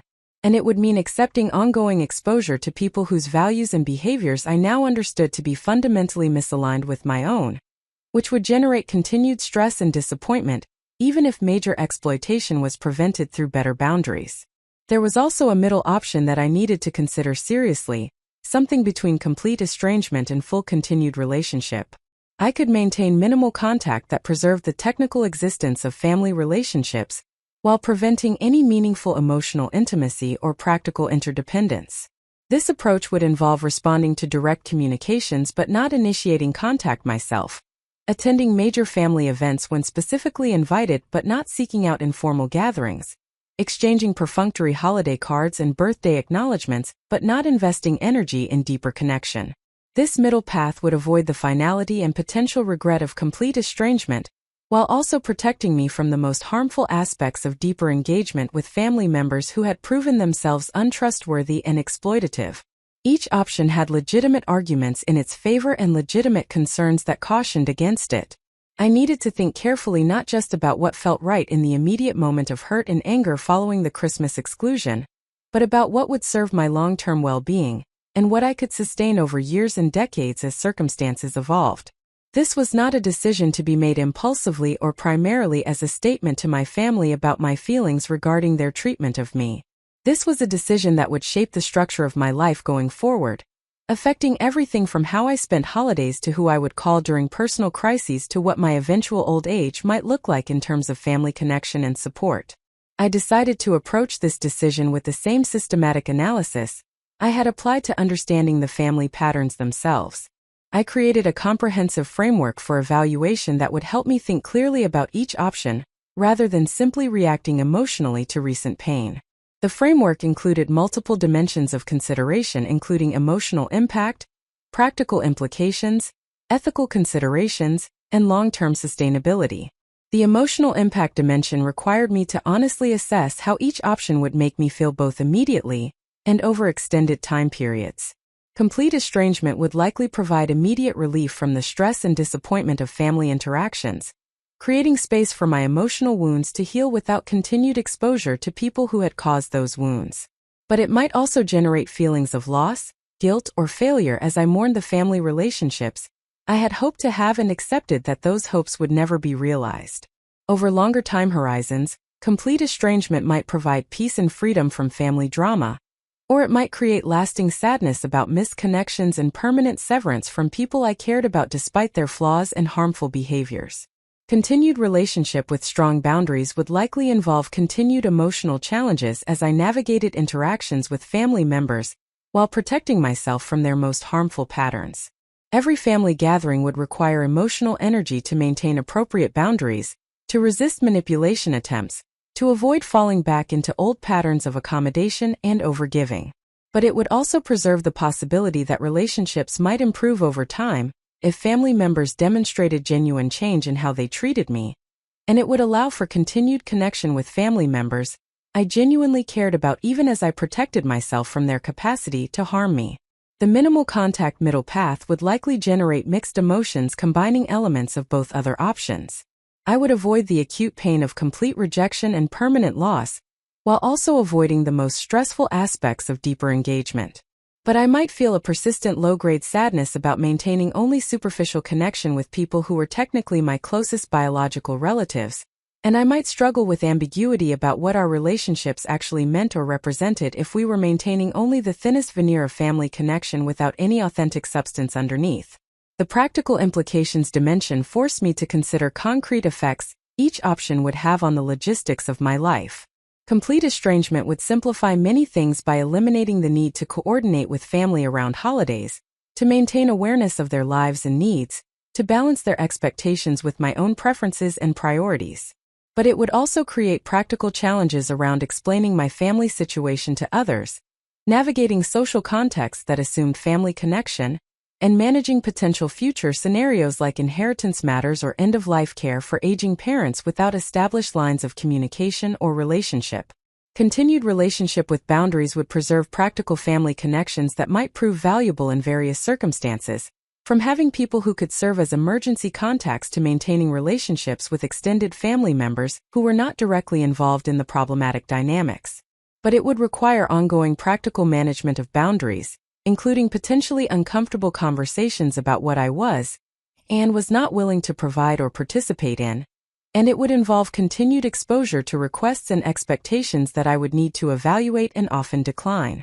Minimal contact would provide some practical benefits of maintaining technical family relationships, while minimizing the ongoing management burden those relationships created. I could attend occasional major events without needing to invest substantial time or energy in regular maintenance of closer connection.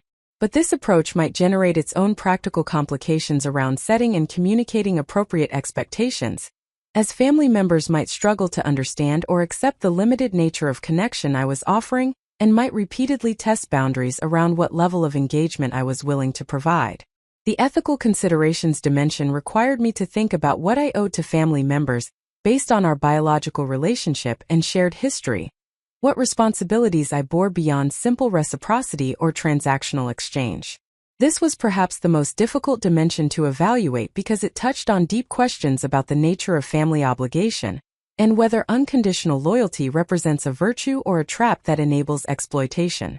Different cultural traditions and ethical frameworks would provide varying answers to these questions, and I needed to determine what felt right according to my own values, rather than simply accepting inherited beliefs about family duty that might not actually serve anyone's well-being. My parents had provided for my basic needs throughout childhood and had made sacrifices to ensure I had educational opportunities and a stable upbringing. Did this history create an obligation to maintain relationship with them, even when they treated me poorly as an adult?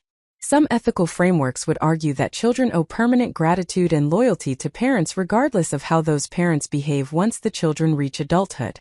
Other frameworks would argue that parental obligations to children are far more absolute than any reciprocal obligations children might have to parents, and that parents who fail to treat their adult children with respect and consideration have forfeited any special claim to loyalty beyond what might be extended to any other person. My siblings had not provided for me or made sacrifices on my behalf, but we had shared childhoods and family experiences that created connection whether we chose it or not. Did this shared history create obligations to maintain relationship, even when those relationships proved harmful or exploitative? Again, different frameworks would provide different answers, and I needed to determine which resonated with my own sense of what constituted right action in this context. After extensive reflection, I concluded that my ethical obligations to family members included treating them with basic human decency and refraining from actively attempting to harm them, but did not include accepting mistreatment or exploitation in the name of family loyalty. I had an obligation to be honest and clear in my communications, rather than being passive-aggressive or manipulative in how I established boundaries. I had an obligation to consider their perspectives and to recognize that their behavior had been shaped by factors beyond their conscious control, just as my own responses had been shaped by circumstances and conditioning. But I did not have an obligation to continue providing access to my resources or my emotional energy if they were unable or unwilling to treat me with basic respect and consideration in return. The sustainability dimension required me to consider which option I could realistically maintain over extended time periods, rather than which option felt most appealing in the immediate emotional aftermath of recent hurt.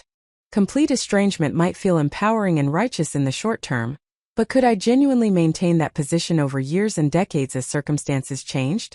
If one of my parents became seriously ill, Would I be able to maintain complete absence from their lives? If my siblings had children, would I be able to resist the desire to know and connect with those children despite whatever conflicts existed with their parents? If major holidays came and went year after year with me spending them alone or with friends rather than with family, would I feel content with that choice, or would I eventually come to regret the permanent severance I had chosen in a moment of acute pain? Continued relationship with strong boundaries might be the most demanding option in terms of sustained effort and vigilance, requiring me to actively manage family interactions over indefinite time periods, rather than making a single clean break. Could I maintain the emotional discipline necessary to enforce boundaries consistently without either relaxing back into old patterns or escalating into complete estrangement when boundary violations occurred? Did I possess the communication skills and psychological resilience necessary to navigate the ongoing complexity of relationships with people I cared about but could not fully trust? Would the continued stress and disappointment of imperfect family relationships prove so draining over time that I would eventually reach a breaking point anyway, in which case complete estrangement now might be more honest and efficient than prolonging inevitable separation? Minimal contact might represent a sustainable middle path that I could maintain indefinitely without excessive cost to my well-being, but it might also prove unstable in either direction. Either the minimal connection would gradually expand back toward more engagement as old patterns reasserted themselves, or it would gradually contract toward complete estrangement as the superficial nature of the connection felt increasingly pointless and unsatisfying. If minimal contact was inherently unstable, then choosing it might simply be delaying a more definitive decision rather than representing a viable long-term solution. As I worked through this analytical framework over several days, examining each option from multiple angles and testing my emotional responses to different possible futures, a clearer picture of my preferred path began to emerge. I recognized that my instinctive desire for complete estrangement was being driven primarily by hurt and anger that, while completely justified based on how I had been treated, might not represent my deepest values or my most authentic wishes for how my life should be structured going forward. I did not actually want to completely sever family relationships permanently. What I wanted was for those relationships to be fundamentally different than they had been, structured around mutual respect and genuine reciprocity, rather than around my unidirectional provision of resources and accommodation. This recognition suggested that continued relationship with extremely robust boundaries might be the option most aligned with my actual values and goals, even though it would be more difficult to execute than clean estrangement. I would need to be willing to enforce consequences when boundaries were violated, including potentially reducing or severing contact if family members proved unable or unwilling to respect the new terms of engagement I was establishing. But I would give them the opportunity to demonstrate that they could adapt to healthier relationship structures before making the permanent choice to eliminate them from my life entirely. This decision felt right at a deep level, aligned with my sense of who I wanted to be in the world and how I wanted to navigate difficult relationships. I did not want to be someone who gave up on relationships at the first sign of major conflict or disappointment. I wanted to be someone who set clear boundaries and expectations, who communicated honestly about what I needed and what I was willing to provide, who gave others genuine opportunities to meet me in healthier patterns, while also protecting myself from continued exploitation if those opportunities were not taken. This approach honored both my capacity for love and connection, and my right to be treated with respect and consideration. It represented a middle path between the extremes of limitless accommodation and complete rejection, a path that acknowledged complexity and allowed for the possibility of growth and change, while also establishing firm protection for my own well-being. Having made this fundamental decision about my overall approach, I needed to translate it into specific, concrete boundaries that would govern how I engaged with family members going forward. These boundaries needed to be clear enough that both I and my family members could understand them without ambiguity, specific enough that they could guide decision-making in particular situations, and firm enough that they represented genuine protection rather than merely symbolic gestures that would collapse under pressure. I created a written document outlining the boundaries I intended to establish and maintain, treating this as seriously as I would treat any important professional agreement.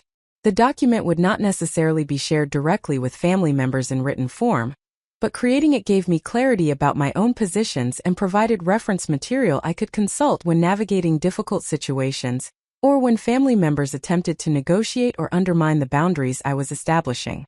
The financial boundaries were most straightforward and perhaps most essential given the extensive pattern of exploitation that had occurred over the past decade.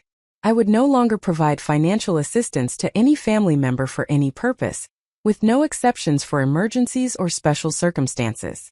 This boundary was absolute rather than negotiable because the pattern of financial exploitation had been so sustained and so substantial that any exceptions would inevitably become the entering wedge for returning to previous patterns. Family members who needed financial assistance would need to secure it through their own efforts, through social service programs, through banks or other lending institutions, or through their own networks of friends and connections. I was no longer available as a financial resource regardless of the worthiness of the need or the intensity of the request. This boundary extended beyond direct monetary transfers to include other forms of financial benefit. I would no longer co-sign loans, provide employment references that might be construed as personal guarantees, cover expenses for family members at restaurants or events, purchase gifts whose value exceeded modest token amounts, or provide access to property or resources that represented significant monetary value. My Montecito estate would not be available for family use under any circumstances. My professional connections and expertise would not be offered for family members' career or business benefit. Every interaction would be structured to prevent any flow of economic value from me to them beyond the most basic courtesies that might be extended to any casual acquaintance. The communication boundaries addressed the pattern of unequal effort and engagement that had characterized my relationships with family members for years. I would no longer initiate contact with any family member, instead responding when contacted but allowing them to determine the frequency and nature of our communication. This boundary would reveal fairly quickly whether family members had any genuine interest in relationship with me for its own sake, or whether their previous pattern of accepting my outreach had been primarily about maintaining access to my resources and ensuring I remained available when they needed something from me. If family members wanted connection, they would need to demonstrate that desire through their own efforts, rather than relying on my ongoing attempts to maintain bonds they did not reciprocate. When responding to family communications, I would keep my engagement brief, cordial, and emotionally superficial rather than sharing vulnerable personal information or seeking the kind of intimate connection I had previously hoped to develop with family members. This protection against emotional vulnerability served dual purposes. It prevented family members from having information about my life that they might use strategically to their advantage, and it protected me from the disappointment and hurt that resulted from offering emotional openness to people who had proven unable or unwilling to reciprocate with genuine care and support. The attendance boundaries addressed my participation in family events and gatherings. I would attend major milestone events when specifically invited, such as weddings, significant anniversaries, or milestone birthday celebrations, but only when my invitation was extended in respectful and timely manner rather than as an afterthought or obligation. I would not attend casual gatherings, holiday celebrations, or informal get-togethers regardless of whether I was invited. This selective attendance served multiple functions, including limiting my exposure to situations where problematic dynamics were most likely to emerge, ensuring that my time and energy were reserved for events significant enough to warrant the stress of family interaction, and making clear through my choices that casual access to my presence and participation was no longer available simply because we shared biological relationship. When attending events I chose to participate in, I would arrive and depart according to my own schedule, rather than coordinating extensively with family members, or remaining for entire durations if I found the environment uncomfortable or stressful. I would not participate in family photographs beyond basic group shots, would not contribute to planning or execution of events beyond attending as a guest, and would not allow myself to be drawn into family drama or conflicts that did not directly concern me. My presence would be limited and boundaried, rather than the kind of full enthusiastic participation I had previously offered when still hoping to build closer family connections. The expectation boundaries addressed what family members could and could not reasonably expect from me in terms of support, assistance, and involvement in their lives. I would not provide childcare, pet sitting, transportation, housing, job searching assistance, career advice, emotional support during personal crises, or any of the countless other forms of practical and emotional labor that family members often exchange. These were forms of support appropriate between people who had mutual, reciprocal relationships characterized by genuine care and investment in each other's well-being. They were not appropriate between people who had demonstrated through sustained patterns that their interest in me was primarily instrumental and conditional on continued provision of benefits.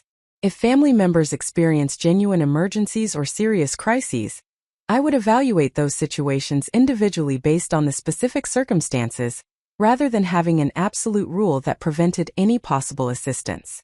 But the threshold for my involvement would be extremely high, limited to situations of genuine emergency, rather than routine difficulties or challenges that adults should be capable of managing through their own resources and networks. And any assistance I chose to provide would be bounded and temporary, rather than open-ended or sustained support that might recreate previous problematic patterns. Having articulated these boundaries with clarity and specificity, I needed to determine how to communicate them to family members in ways that were clear and firm, while avoiding unnecessarily inflammatory language that would create defensiveness and conflict, rather than genuine understanding. This communication would need to accomplish several objectives simultaneously, including conveying the boundaries themselves, explaining the reasoning behind them sufficiently that family members understood they were responses to problematic patterns rather than arbitrary punishments, maintaining appropriate emotional tone that was serious and firm without being hostile or vindictive, and making clear that the boundaries were not negotiable regardless of what arguments or emotional appeals family members might deploy in attempts to undermine them. I decided that individual conversations with each family member would be more effective than a group communication that might encourage them to coordinate their responses and resistance, rather than each taking responsibility for their own relationship with me. I would begin with my parents as the family members whose treatment of me had established patterns that persisted throughout my life, then address my siblings separately based on their individual roles in recent dynamics. Each conversation would be structured similarly, maintaining consistent messaging while allowing for specific examples and issues relevant to each particular relationship. Before initiating these conversations, I spent several days mentally rehearsing what I would say, and how I would respond to various pushback and manipulation attempts I could anticipate based on years of experience with these family members' communication patterns. I prepared myself emotionally for tears, anger, guilt-tripping, gaslighting, and every other emotional manipulation technique they might deploy to avoid accountability and resist the boundaries I was establishing. I reminded myself repeatedly that my boundaries were reasonable and necessary, that I had every right to protect my well-being even if my choices disappointed or angered others, and that their resistance to boundaries that required them to treat me with basic respect was itself evidence that the boundaries were necessary.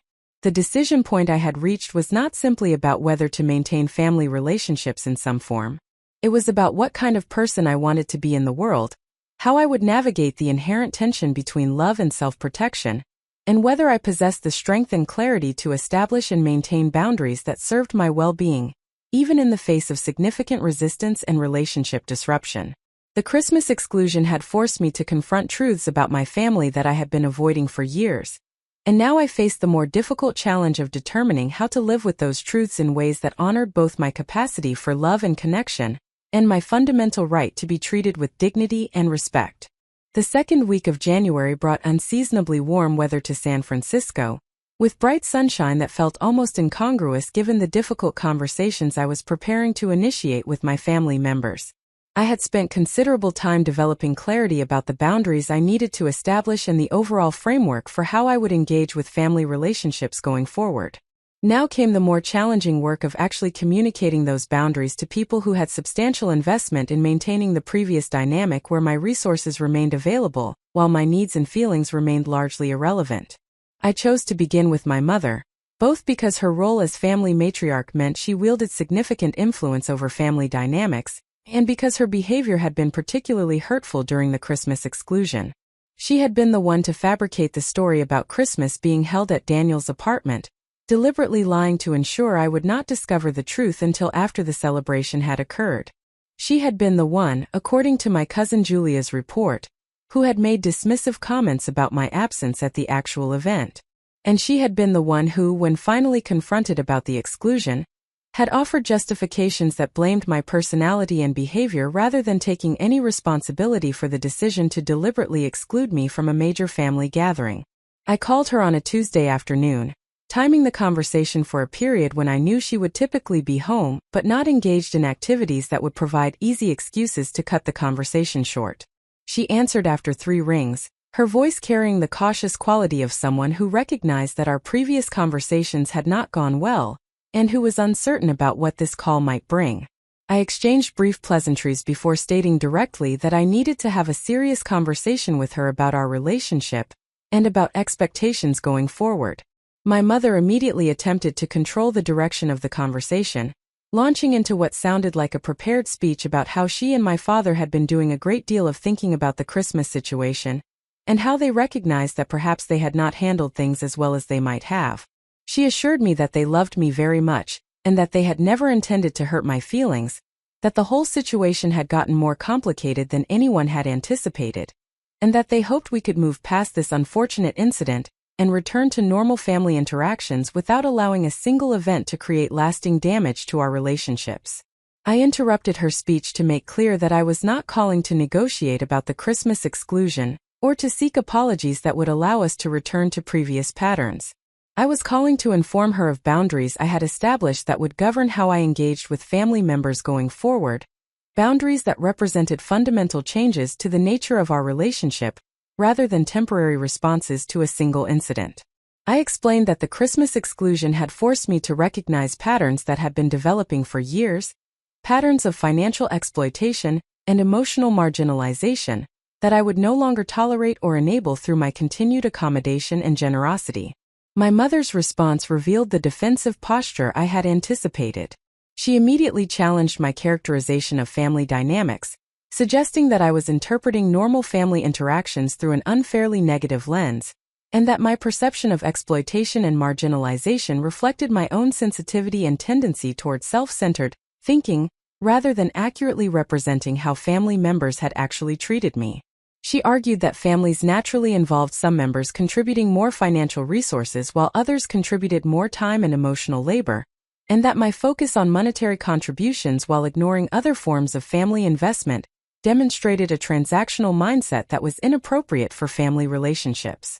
I had prepared for this particular argument because I had anticipated that my family would attempt to reframe my financial generosity as merely one form of contribution that was balanced by their other forms of investment in family relationships.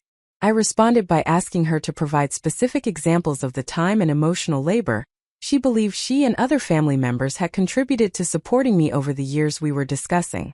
What instances could she cite where they had prioritized my needs over their own convenience, where they had provided substantial practical assistance during my times of difficulty, where they had invested significant emotional energy in understanding my experiences and supporting my well-being?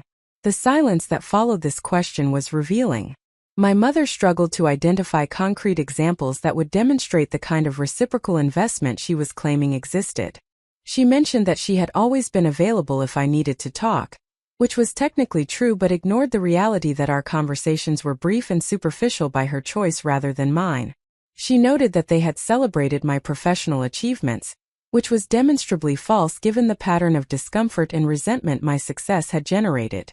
She suggested that their love and acceptance was itself a form of contribution that should not be dismissed, which might have been compelling if their actual behavior had demonstrated genuine love and acceptance rather than conditional tolerance dependent on my continued provision of benefits. I moved forward to communicate the specific boundaries I had established, presenting them as decided matters rather than as proposals open for negotiation or discussion. I informed my mother that I would no longer provide any financial assistance to any family member for any reason, that this boundary was absolute, and would be maintained regardless of the circumstances or urgency of requests. I explained that I would no longer initiate contact with family members but would respond when contacted, though those responses would be brief and would not include vulnerable personal sharing or requests for the kind of intimate connection I had previously sought. I stated that I would attend only major milestone events when specifically and respectfully invited, and that I would not participate in holiday celebrations or casual family gatherings, regardless of whether invitations were extended. My mother's reaction moved through several predictable stages as she processed what I was communicating. Initial disbelief and attempts to clarify whether I was serious gave way to arguments about why these boundaries were unnecessary and extreme. She insisted that I was overreacting to a single incident, that I was allowing hurt feelings to cloud my judgment about what was truly important in life, that I was prioritizing money and pride over family bonds that should transcend temporary conflicts. She warned me that I would come to regret these decisions when I was older and realized how much I had sacrificed by allowing stubbornness to damage irreplaceable family relationships. When these arguments failed to move me from my stated positions, my mother shifted to emotional appeals designed to generate guilt and reconsideration. She spoke about how heartbroken she and my father were at the thought of our family being fractured, how much it would hurt them to have such limited contact with their eldest daughter, how difficult it would be for them to explain to extended family and friends why I was no longer participating in family life in normal ways. She described how much she had been looking forward to having closer relationships with me as we both aged, how she had imagined we might become friends as well as mother and daughter once the complications of my young adulthood had passed. She expressed concern about what would happen if she or my father became seriously ill and needed support, wondering aloud whether I would truly be able to maintain such rigid boundaries if they were facing genuine crisis. I responded to these emotional appeals with empathy for her feelings while maintaining absolute clarity that my boundaries would not change regardless of her emotional state. I acknowledged that my decisions might create sadness and disappointment for her, and I expressed genuine regret that our relationship had deteriorated to a point where such protective boundaries had become necessary for my well-being. But I made clear that her feelings about my boundaries did not obligate me to modify those boundaries, or to continue accepting treatment that was harmful to me simply because changing that dynamic caused her discomfort. Up next, you've got 2 more standout stories right on your screen. If this one hit the mark, you won't want to pass these up. Just click and check them out. And don't forget to subscribe and turn on the notification bell so you don't miss any upload from us.